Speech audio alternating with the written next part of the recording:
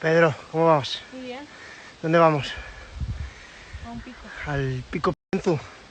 ¿Estás enfadada porque es todo cuesta arriba? No. Vale.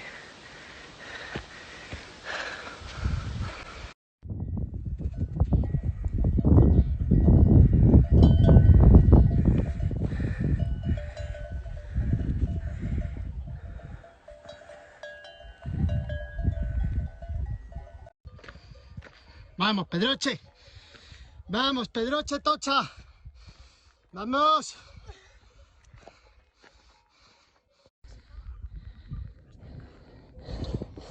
Viene hablando sola.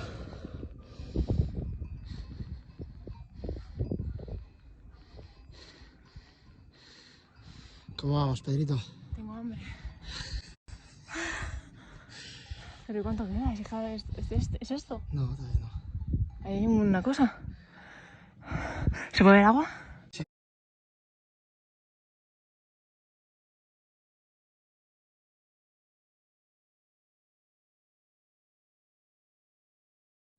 Pues ya hemos llegado al final del Pico Pienzu.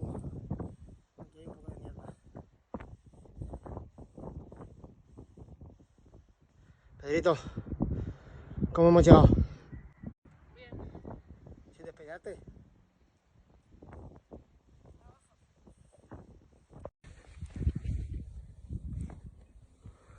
Vámonos, Pedroche.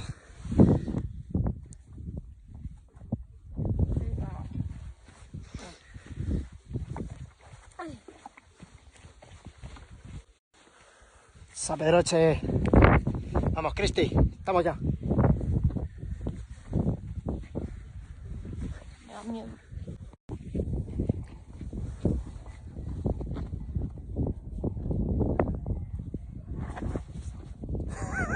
Lo he cogido en cámara.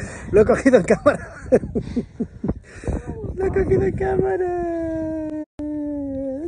cámara. Venga, atento de mí.